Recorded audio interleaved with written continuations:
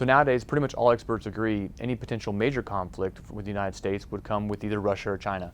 And so China's development and growth is seen as probably the most threatening, especially their global influence. So how could a war with China break out? Well, we talked to military experts, both in and out of uniform, and they came up with pretty much two scenarios. One, a full-scale invasion or threatened invasion of Taiwan, or a misstep or overstep in the South China Sea. Basically, Chinese ships bumping up against U.S. ships and someone fires.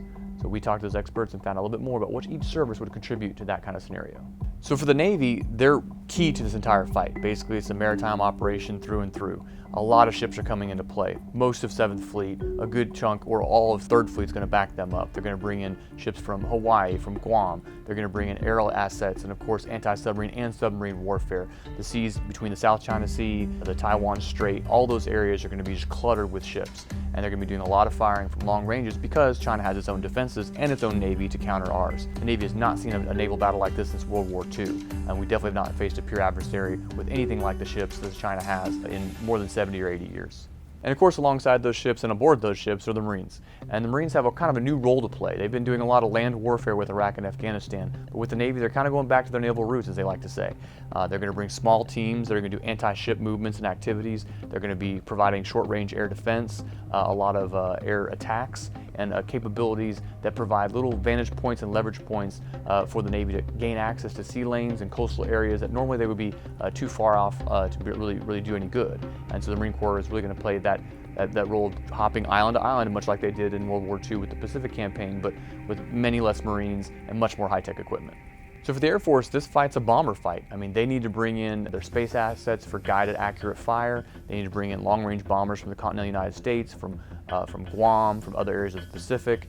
They need to be bombing constantly and avoiding detection, avoiding cyber and different types of operations and capabilities that the Chinese have to counter their influence and counter their targeting, which they again haven't faced against an insurgency or terrorist groups like they have, say, in Iraq and Afghanistan. They've not faced sophisticated systems like this at all.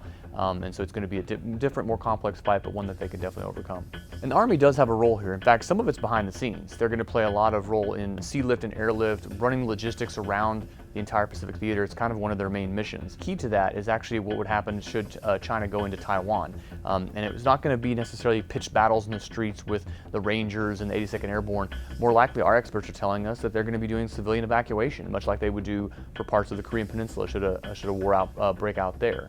They would have to get civilian populations out of there and allow the fighters, the bombers, the ships, the strike forces to really target what they need to target, both in mainland China and on Taiwan, should the Chinese get a foothold there. But really their role is to take care of the civilian population and get logistics moving and also provide whatever fire support they can. And of course, last but not least, the special operations community. Those forces always have a role to play. It's just a bit different with this one, with the great power competition and larger scale conflict.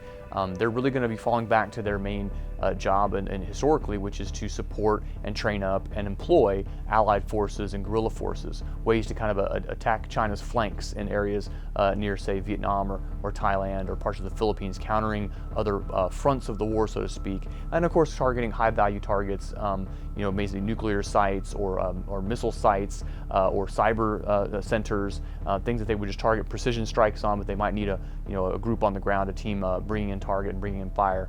So that more kind of traditional role, less going after snatch and grab jobs with bad guys like in Iraq and Afghanistan, and more high-tech, target-based type work that they've done, decades past. To learn more about what we discovered when we talked to experts about this, please see our story at militarytimes.com.